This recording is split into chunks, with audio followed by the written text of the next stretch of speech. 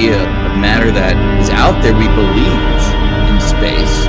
And we come to that conclusion because when we take account of the gravity that can be exerted by the matter that's not dark, the amount of gravity that such matter can exert just is not enough to account for the motions that we see. Galaxies are spinning. If they're spinning at a sufficiently fast rate, stars should be flung outward. And we see galaxies for which the stars should be flung outwards, but they're not.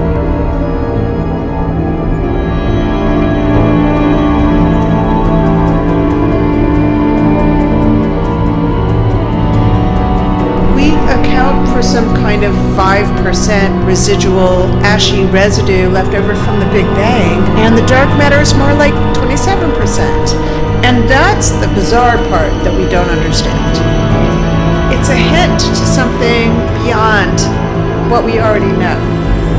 We know that there are particles that do not interact with light, and they have mass, and they contribute to the weight of the universe, but they're not sufficient to explain the bulk of it.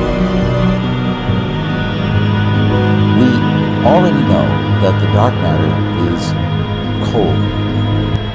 They're calling the dark matter hot, warm, or cold, depending on how rapidly it's moving in the early stages of the Big Bang. Hot if it's moving at nearly the speed of light, cold if it's moving so slowly that its motion hardly matters, and warm as an intermediate case. We know that the dark matter has to be pretty cold, but it could be a little bit warm, and that would make a great difference to what we call small-scale structure, the amount of satellite galaxies and things like that. We don't yet know the real nature of the dark matter beyond that it's pretty cold.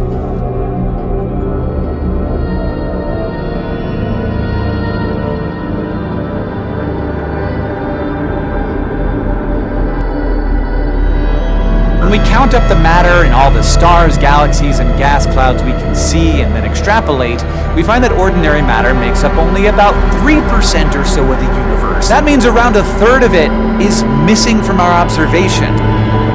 Astronomers have dubbed this the missing baryon problem. So where is the rest?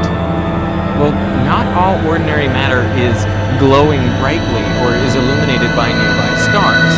It's not dark matter, but it is ordinary matter that is just in darkness. These particles are ionized, so they don't absorb the light like the neutral hydrogen gas. And they're in a temperature range between about 100,000 and 10 million Kelvin, a range astronomers like to refer to as warm-hot.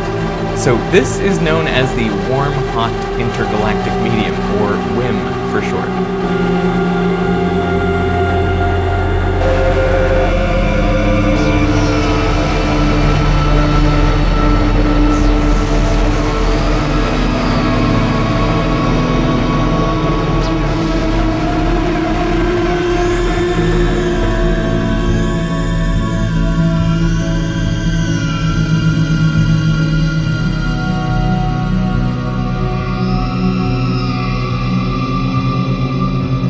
Dark matter can possibly interact with itself and annihilate, and two dark matter particles come together and then make a lot of other stuff. And this could have played an extremely important role in the early universe, and it could still be producing effects that our sensitive detectors in space and on the ground can find experimentally.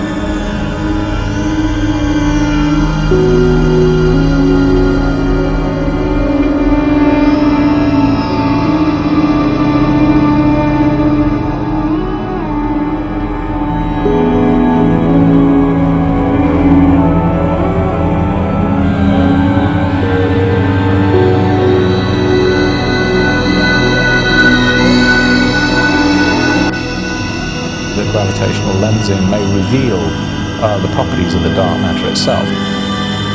There's dark matter everywhere in the universe, and so a light ray traveling through the universe is constantly being deflected by a small amount.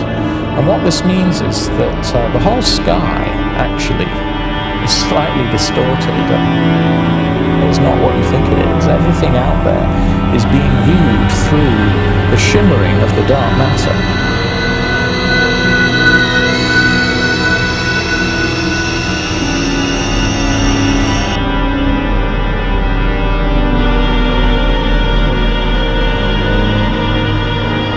Dark matter is not even what we should be calling it, because that implies that it's matter. It implies we know something about it that we actually don't. Dark universe is a very common phrase to describe our universe because it turns out most of our cosmos is dark.